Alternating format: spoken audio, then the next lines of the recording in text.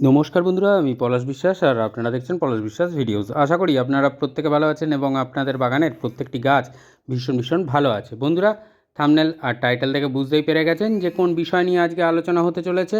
হ্যাঁ বন্ধুরা, অ্যাডেনিয়াম ফুল গাছের এপ্রিল মাসের পরিচর্যা কী করবেন যাতে করে আর কিছু দিনের মধ্যেই, হ্যাঁ, এই খাবারটা দিলে 15 থেকে 20 দিনের মধ্যেই কিন্তু আপনার গাছ ফুলে ফুলে ভরে যাবে এবং অজস্র ফুলে আপনার বাগান সেজে উঠবে এই অ্যাডেনিয়ামে। তো এখনই ফুল ফোটা শুরু হয়ে গেছে, তো আমি একটু দেরি করে প্রুনিং করেছিলাম, তো যার জন্য গাছগুলোতে একটু দেরি হয়ে গেছে ফুল আসতে। এটা দেখছেন গতবারের বাগান। তো প্রচুর পরিমাণে ফুল আমি কিন্তু পেয়েছি বা পাই, যে পরিচর্যা করে সেটাই আপনাদের সাথে শেয়ার করি, কারণ পলাশ বিশ্বাস তার নিজের গাছের উপরে যে পরিচর্যা করে সেটাই কিন্তু সকলের সামনে তুলে ধরে। তো আমিও সেটাই করছি, যেটা এখন আজকের দেখাবো আমার গাছের সাথে, তো সেটাই করব। আর সবার প্রথমে বলে দিই যে প্রতিদিন সন্ধ্যে 6টায় বাগান সংক্রান্ত ভিডিও আসে, তাই বলবো যারা এখনও চ্যানেলটি সাবস্ক্রাইব করেননি, সাবস্ক্রাইব করার অনুরোধ রইল, কারণ যে আমি ভিডিও দিচ্ছি, ভিডিও দেওয়ার পরে কিন্তু আপনারা অনেকে মিস করে যাচ্ছেন নোটিফিকেশান, এবং যার জন্য আপনারা কিন্তু পরবর্তী ভিডিওতে গিয়ে সেই গাছের পরিচর্যা সম্পর্কে জানতে চাইছেন, যেটা আপনারা দেখতে পাননি, অথচ আমি 2 দিন আগে দিয়েছি। তাই বলবো সাবস্ক্রাইব করে নোটিফিকেশান বাটনটা যদি অল করে রাখেন, তাহলে প্রত্যেকটা ভিডিওর নোটিফিকেশান আপনাদের মোবাইল, কম্পিউটার অথবা টিভি স্ক্রিনে পৌঁছে যাবে, যেখান থেকে আপনারা এই ভিডিও গাছের পরিচর্যা দেখছেন। তো বন্ধুরা, যেটা বলবো শেয়ার করার অনুরোধ রইল, প্রত্যেকটা বাগানপ্রেমী বন্ধুদের মাঝে শেয়ার করে দিন চ্যানেলটিকে, যাতে সহজে সকলে সুন্দরভাবে আমরা বাগান করতে পারি। কারণ অ্যাডেনিয়াম মরুভূমির গোলাপ আমরা সবাই জানি, এবং অতিরিক্ত জল এই গাছ কিন্তু কখনোই পছন্দ করে না বা পছন্দ নয় এই গাছের। আমাদের সেভাবেই কেয়ারটা করতে হবে, যেভাবে দেখাবো বা যেভাবে বলবো। আর হ্যাঁ, এই অ্যাডেনিয়াম গাছের যে মিডিয়া, সেটা কিন্তু আমি সয়েললেস বানাই, অর্থাৎ মাটি তার মধ্যে থাকে না। তার কারণ আমার গাছ খোলা আকাশের নিচে থাকে, এবং প্রচুর পরিমাণে বৃষ্টি যখন হয় বর্ষাকালে, সেই গাছ কিন্তু ভেজে মাটিতে থাকলে অনেক সময় ছত্রাকজনিত আক্রমণ হতে পারে এবং তাতে গাছের ক্ষতি হয়ে যেতে পারে। তো সেই জন্য আমি কিন্তু কখনোই মাটি ব্যবহার করি না, এবং যে জিনিসটা ব্যবহার করি সেটা হচ্ছে একটা টবের অর্ধেক নিয়ে নিই বালি চালার পরে যে পাথরটা বেরোয় সেই পাথর, আর 40% নিয়ে নিই আমি কিন্তু কম্পোস্ট বা ভার্মি কম্পোস্ট বা 1 বছরের পুরনো গোবর সার, যেটাই হোক না কেন। আর 10% নিই বিল্ডিং কনস্ট্রাকশানে তৈরি ব্যবহার করা হয় যে লাল মোটা দানার বালি, সেই বালি। তো এই নিয়ে আমি কিন্তু টবের মিডিয়াটা তৈরি করি, আর দেখবেন যে প্রচুর পরিমাণে কুঁড়ি এবং ফুল আপনারা কিন্তু উপহার পেয়ে যাবেন এইভাবে যদি মিডিয়া করেন। এবং যেভাবে পরপর খাবার দেওয়াটা বলবো, এপ্রিল মাসে টোটাল কেয়ারটা বলবো, সেটা দরকার হলে আপনারা লিখে নিতে পারেন, যাতে করে প্রচুর পরিমাণে ফুল আপনারা কিন্তু আপনাদের গাছ থেকে পেয়ে যাবেন। তো এই গাছটার উপরে আজকে পরিচর্যাটা দেখাবো। তো দেখুন, যে গাছগুলো যখন হার্ড প্রুনিং করি সেই ফেব্রুয়ারি মাসের শেষের দিকে এবং মার্চের প্রথমের দিকে করেছি, তো তখন কিন্তু পরিচর্যা আমি দেখিয়েছি, রিপোর্টিং করার পরিচর্যা দেখিয়েছি। তো সেই মতন কিন্তু পরিচর্যা আপনারা করেছেন, আর মিডিয়াটা দেখে বুঝতেই পারছেন বালি চালার পাথর, কম্পোস্ট এবং বালি মিশিয়ে আমি কিন্তু টবের মিডিয়াটা তৈরি করেছি। তো আজকে যেটা বলবো বা দেখাবো, সেটা হচ্ছে টবের আগাছা অবশ্যই পরিষ্কার করতে হবে, এবং কডেক্স গাছের অ্যাডেনিয়ামের যে গোড়াটা, সেটা কিন্তু হালকা হাতে, মানে হালকা চিপে দেখতে হবে যেন পতপত না করে, তাহলে কিন্তু ওই জায়গা থেকে ডাইব্যাক হবে, এটা মাথায় রাখবেন। কিন্তু শ্রিঙ্ক করে যেতে পারে অল্প জল দেওয়ার পরে, ফলে কুঁচকে যেতে পারে, কিন্তু কখনোই একদম পতপত যেন না করে, এই জিনিসটা মাথায় রাখবেন গাছের কডেক্সটা, কারণ এই কডেক্স থেকেই কিন্তু পচনটা ধরে অ্যাডেনিয়ামের, এবং পরবর্তীকালে অ্যাডেনিয়াম গাছ কিন্তু মারা যেতে পারে। তো আজকের যেটা বলবো, যে জলের ব্যবস্থাপনা কিন্তু এরকমভাবেই দেবেন। এই গাছ কিন্তু অতিরিক্ত জল বা ওভার ওয়াটারিং পছন্দ করে না। যেদিন বৃষ্টি হবে তার থেকে 2 দিন অন্তত জল দেবেন না, কোনো ক্ষতি নেই। আর যেদিন মানে জল দিলেন 1 দিন ছাড়া, মানে আমি যে মানে সয়েল মিক্সচারটা বললাম, সেইভাবে যদি করেন তাহলে 1 দিন ছাড়া জল দিতে পারেন। আর যাদের গাছ টবের মাটিতে রয়েছে, উচ্চ জল নিকাশিযুক্ত মাটি ব্যবহার করে আপনারা তৈরি করেছেন, তারা কিন্তু 2 দিন ছাড়া জল দেবেন, কোনো সমস্যা নেই। কুঁড়ি চলে আসার পর হালকা ময়েশ্চার রাখতে হবে মিডিয়া, না হলে কিন্তু জল টান দিবেন, দেখবেন কুঁড়ি চলে আসবে। কী কী খাবার এপ্রিল মাসে দিতে হবে সেটাই আজকের দেখিয়ে দিচ্ছি। এটা হচ্ছে সিঙ্গেল সুপার ফসফেট 1 টেবিল চামচ, লাল পটাশ 1 টেবিল চামচ, পরিবর্তে আপনারা সালফেট অফ পটাশ বা সাদা পটাশ যেটাকে বলা হয় NPK 0050, সেটাও ব্যবহার করতে পারেন একই পরিমাণে। আর এটা হচ্ছে বোন ডাস্ট এবং হর্নমিল, এই হর্নমিল এবং বোন ডাস্ট 1 টেবিল চামচ করে নেওয়া হয়েছে। আর এটা ডিএপি দানা টবের সাইজ অনুযায়ী নিয়ে নেবেন। 8 ইঞ্চি টবের জন্য 8 থেকে 10-12 দানা অবধি নেওয়া যেতে পারে, তার বেশি নয়। তো এই কটা খাদ্য উপাদান আপনাকে দিতে হবে এপ্রিল মাসে 15 দিনের গ্যাপে গ্যাপে। তো আজকে দিচ্ছি আমি, আবার 15 দিন পরে বা 12-13 দিন পরে আমি কিন্তু দ্বিতীয়বার আবার এই খাবারটা প্রদান করে দেব টবের মিডিয়ার মধ্যে।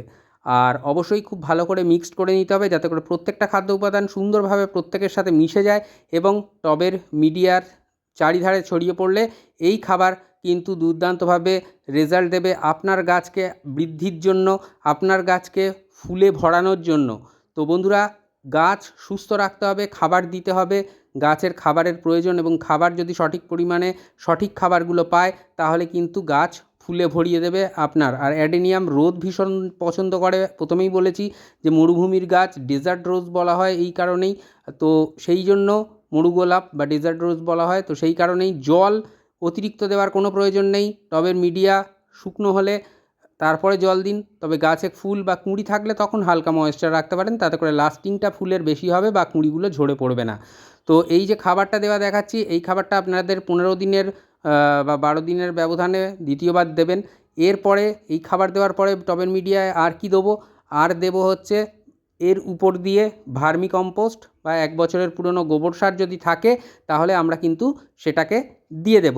মানে মালচিং আকারে আমরা এই কাজটা করব, যে মালচিং আকারে আমরা কিন্তু কম্পোস্ট মানে ভার্মি কম্পোস্ট বা 1 বছরের পুরনো গোবর সার বা পাতা পচা সার যদি থাকে তাহলে সেটাও আপনারা চাইলে দিয়ে দিতে পারেন মালচিং আকারে।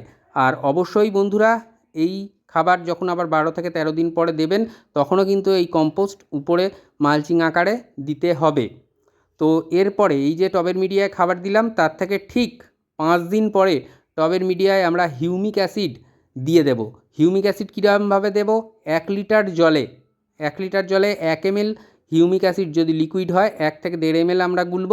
আর যদি ডাস্ট ফর্মেশনে হয় তাহলে 2 গ্রামের মতন নেব, নিয়ে কিন্তু আমরা 2 থেকে 3 গ্রাম নেব, নিয়ে জলটা 1 লিটার জলে গুলব।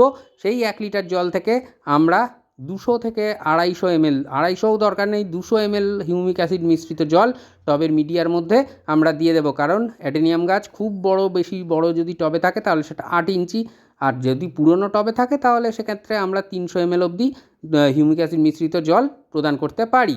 তো যেটা দেখাচ্ছি যে কম্পোস্ট দিয়ে মালচিং করা, যেটা বলেছিলাম এইভাবে করব, এবং জল খুব বুঝে দেব, খুব বেশি জল দেব না। কারণ আমার যা সয়েল মানে মিক্সচারটা রয়েছে, যেভাবে বানানো রয়েছে, তাতে কিন্তু বেশি জল দিলে খাবারগুলো ধুয়ে ড্রেনেজ হোল দিয়ে বেরিয়ে যাবে।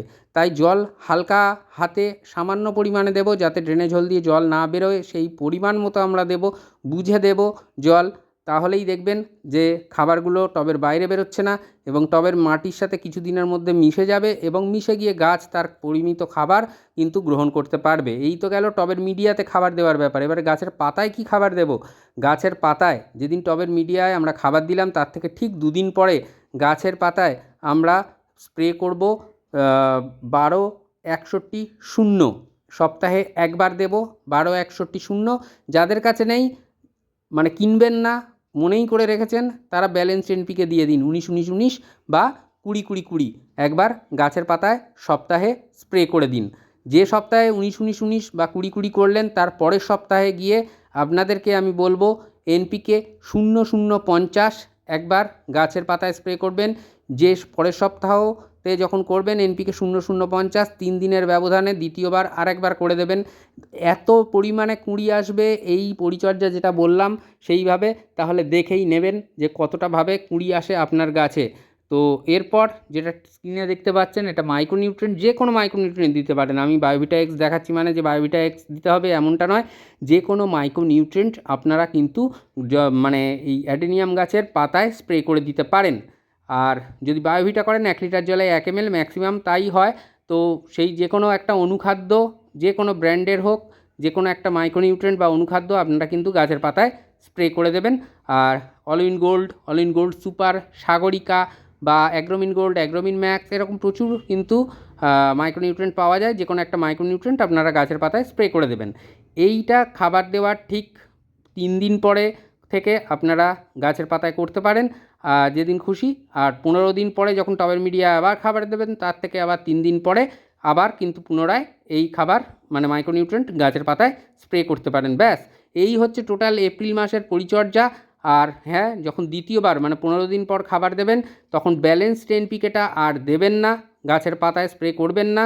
তখন কেবলমাত্র 0050 সপ্তাহে একবার করে যান, দেখবেন অজস্র কুঁড়ি চলে এসেছে। আর কুঁড়ি চলে আসলে গাছের পাতায় কোনো ধরনের ফোলিও স্প্রে করার আর দ্বিতীয়বার প্রয়োজন নেই। তো এই ছিল মোটামুটি পরিচর্যা। এখন কোনো ফাঙ্গিসাইড ব্যবহার করার দরকার নেই। তবে যদি টানা 3 দিন 4 দিন বৃষ্টি হয় কোনো সময়, পরের দিন যেদিন রোদ উঠবে সেদিন কিন্তু আপনারা ফাঙ্গিসাইড টবের মিডিয়ায় দিয়ে দিতে পারেন, গাছের পাতায় স্প্রে করে দিতে পারেন। ব্যাস আর কোনো মানে কিছু করার প্রয়োজন নেই। এভাবেই অ্যাডেনিয়াম হবে। ফুল সানলাইটে গাছ রাখুন, যত বেশি সূর্যালোক পাবে তত বেশি গাছ কিন্তু ফুল দেবে। মন থাক চিরসবুজ, পৃথিবী হোক সবুজময়, এই বলে আজকে এখানেই সমাপ্ত করছি। আবার আসছি আগামীকাল ঠিক সন্ধ্যে 6টায় নতুন কোনো গাছের পরিচর্যা বিষয়ক ভিডিও নিয়ে। ততক্ষণ সকলে ভালো থাকুন, সুস্থ থাকুন, আর অবশ্যই প্রচুর পরিমাণে গাছ লাগানোর পাশাপাশি দেখুন পলাশ বিশ্বাস ভিডিওস। হ্যাপি গার্ডেনিং বন্ধুরা, খুব ভালো থাকবেন সকলে, নমস্কার।